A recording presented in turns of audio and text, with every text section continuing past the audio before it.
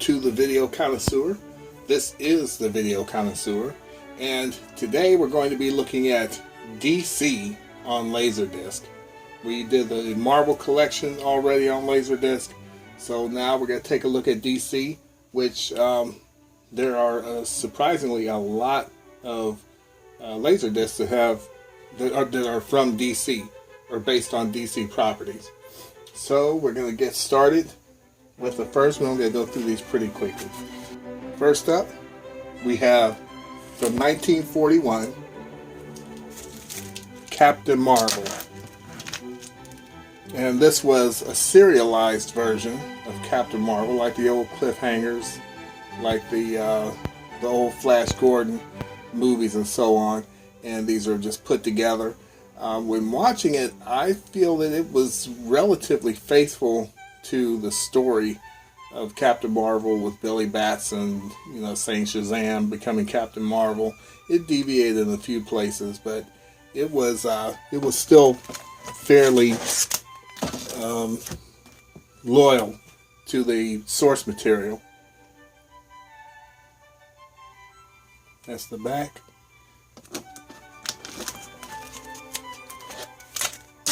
And the front once again. And even the flying sequences were impressive for the time. I mean, you could tell that it was like a dummy on some kind of zip line or something. But it was effective for the way that they shot it. Next, from 1966, we have Batman the movie on Laserdisc. This is the pan and scan version. Of course, it's the original Adam West, Burt Ward, proper Batman movie. So it has, of course, his Rogues Gallery. Villains, you have the Riddler, the Joker, Catwoman, and Penguin there.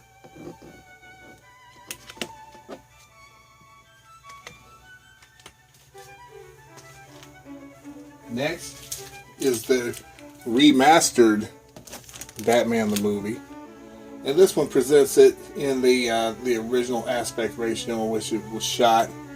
And again, it has I like this cover a little better, the way it has Adam West and Burt Ward there. And I think this was Frank Gorshin as the Riddler, Burgess Meredith as the Penguin. I think Cesar Romero was the Joker. And I can't remember her name right now. I'll have to look it up. Hold on just a second. I usually know her name right off the top of my head. Lee Merriweather is Catwoman, and there were a couple other Catwomans I know, Eartha Kitt and Julie Newmar. That's Batman the movie, the first Batman movie. And then we come to Tim Burton's Batman. And this is the one that most people say that they like. I like it. I don't love it, to be honest. I think that it drags a little bit. But that's, obviously I'm in the minority when it comes to that. And I believe this is a gatefold. I'm not going to take it out because we're just moving them along. But Michael Keaton and Jack Nicholson.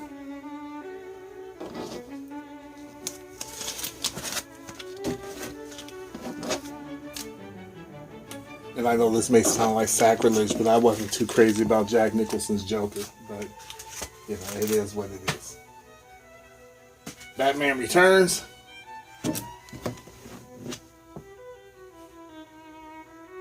And this, I actually like the sequel a little better than the original movie. And Michael Keaton Returns has Danny DeVito, and I think that's Michelle Pfeiffer as Catwoman. Danny DeVito as the Penguin.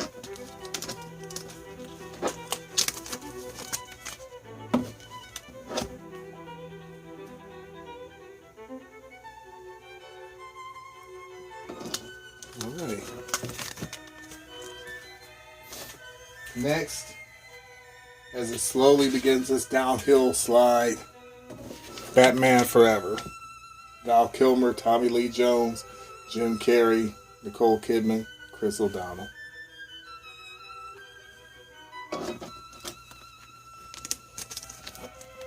And I wasn't altogether crazy about Val Kilmer's Bruce Wayne. I thought he was spectacular in Tombstone. You know. Batman Returns. I'm sorry, Batman Forever. Batman Returns.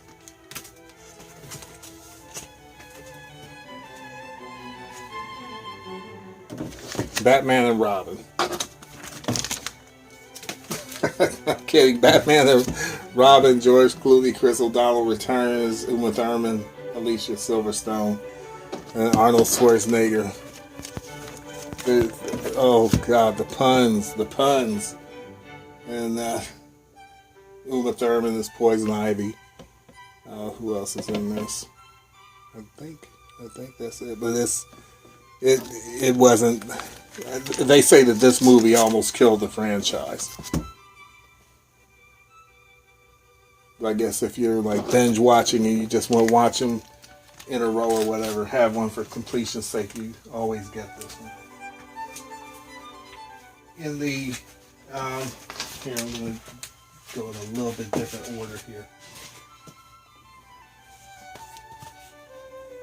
Next we have Superman, the serial. This is the serialized version of Superman, starring Kirk Allen.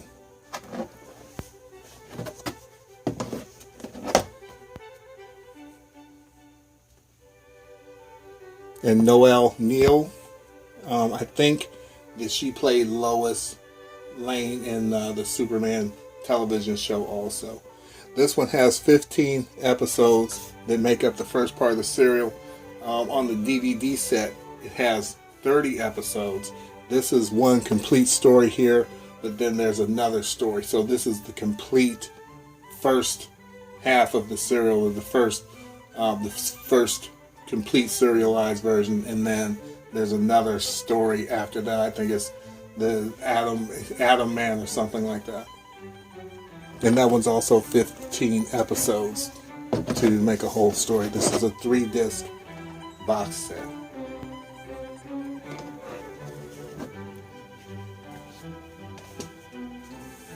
Now the first proper Superman movie was Superman and the Mole Man. And this was, of course, George Reeves. And this one came before the Superman television show.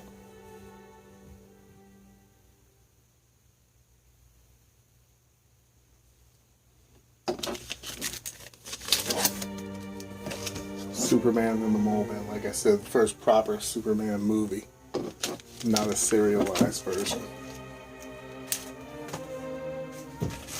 Next, we have Volume 1 of The Best Adventures of Superman. And this is when Superman became a television show.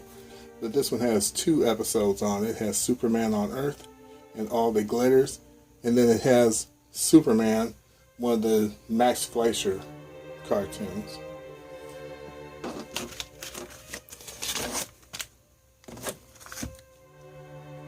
And there it is.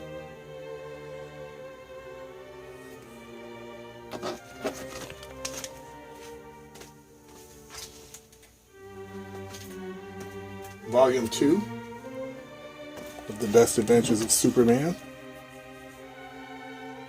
Crime Wave, The Perils of Superman, and the Max Fleischer, the Mechanical Monsters.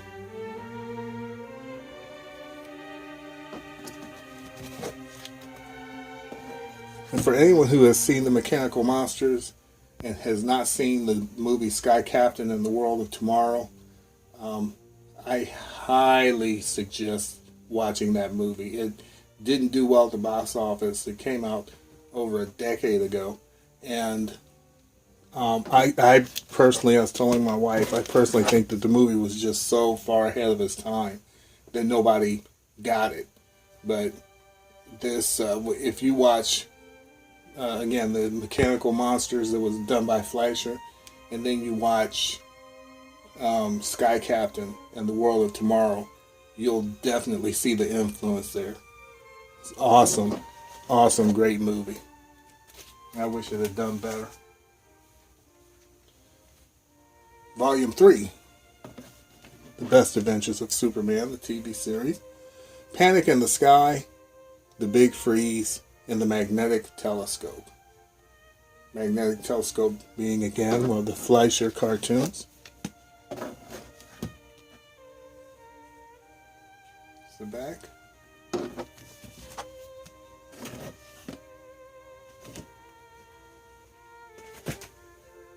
And finally, this is the final one that they made as a Laserdisc, was The Best Adventures of Superman Volume 4, The Face and the Voice, Jimmy the Kid, and Showdown as the Max Fleischer cartoon.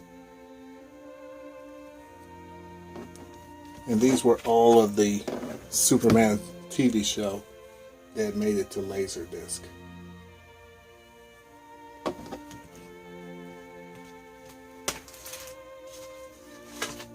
Continuing on, we have the one that started it all, so to speak, Superman the movie. Now, Superman the movie, I think, is responsible for really bringing superhero movies of a high quality into the public consciousness. I think this is one of the reasons that they did Batman as a movie. And everyone just remembers Christopher Reeve as their Superman. And this was the Superman for my generation. Though I must admit, I kind of like it, and I know this might be sacrilege to some, but I like Man of Steel better. Not that I don't like this movie. I think it's a great, great movie.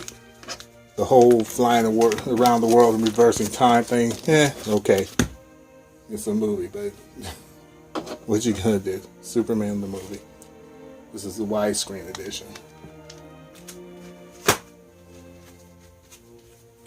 Superman 2, widescreen. And this one is, I think it's better than the first one. Had a good time watching it, saw both of them at the theater. And I think it was a very good sequel.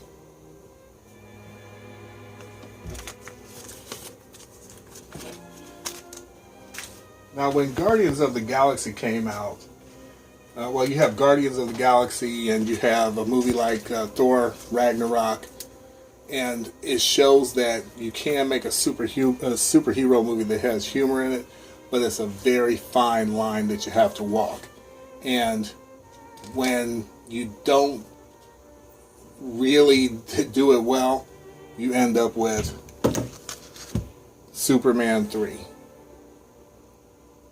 I think that they tried to inject too much humor into it, and that the humor didn't necessarily work for this movie. And I'm a Christopher Reeve fan, I'm a Richard Pryor fan, but this movie just wasn't hitting the notes for me. And I like a movie that's,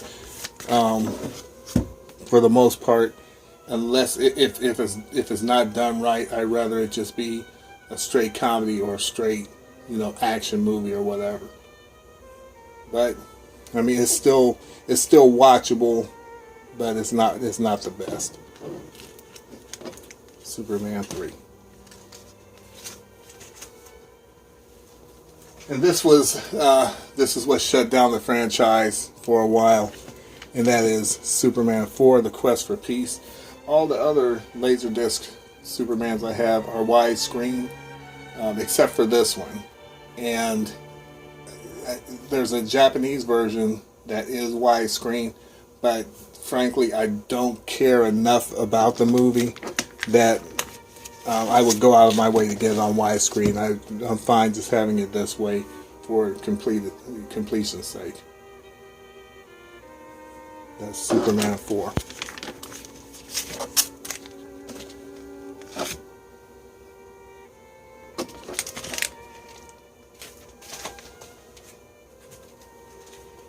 This one is a mixed bag. Supergirl. The special effects weren't as good as like in the first and second Superman, but the story was decent for what it is. I don't know what it was I was really expecting from the movie, but it's good for what it is. It's not bad, and Helen Slater did a pretty fair job. And of course, we have Mommy Dearest there. so it is what it is.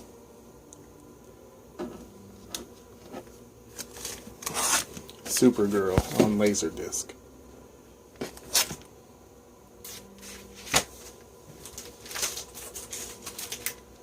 Swamp Thing,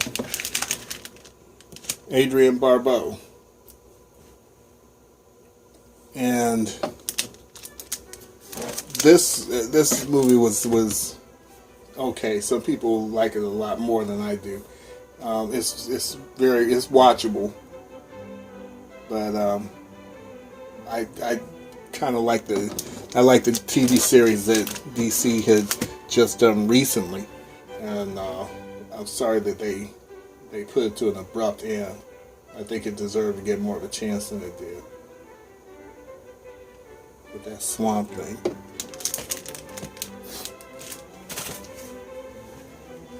Out steps Adrienne Barbeau and in steps Heather Locklear for the return of Swamp Thing on Laserdisc. And I haven't seen this yet. I have it on several formats, and I just haven't seen it yet. I need to take the time to watch it. If anyone's seen it, let me know if it's one of these movies that after it's over with, I'm going to want that part of my life back. The Return of Swamp Thing.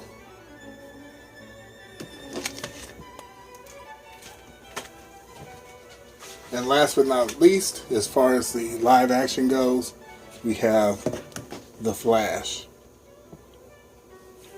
And these are episodes from the I can't remember what year it was. It's not the Arrowverse version, of course, because it's on Laserdisc. And the father, and I can't remember his name, but the father on The Flash on television is this Earth's Flash, and we all saw that on the Flash TV show and during the crossover event where he reprised his character. And I used to enjoy this show, actually, and I never missed an episode. It was good for its day. The Flash.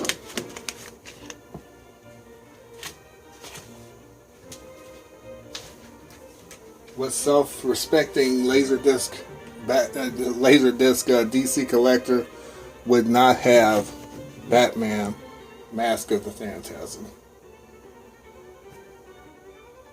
Some say that it's the best Batman movie ever made. I still say that it's Under the Red Hood, but Mask of the Phantasm runs in a close second for me. Everybody I ever hear talk about it says that it is the best bar none. I still think that Under the Red Hood is the best so far. But this is no slouch. If it wasn't for Under the Red Hood, I would definitely say this was the best. Mask of the Phantasm.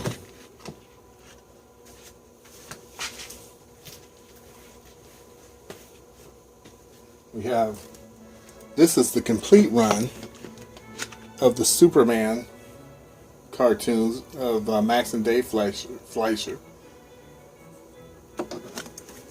And these were just some of the best cartoons ever made. Some of the animation was groundbreaking, and it was basically what a Superman cartoon would look like if Disney had done it back in those days. It was just a lot of action, a lot of atmosphere. The music, everything worked with these cartoons, and you could tell there was a lot of love and effort put into them.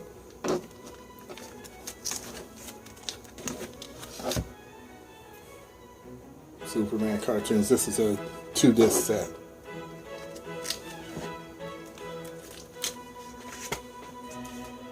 Back to Batman. We have Batman and Mr. Freeze, Sub-Zero. This is also very good. I like what they did with Batman the Animated Series, and what they did with Mr. Freeze in this cartoon. It was they gave him a lot of character. They gave him pathos. They gave everything that was, you know, he had a really strong backstory, as most of you know who follow Batman the Animated Series. So, as a character, I think they really elevated Mr. Freeze.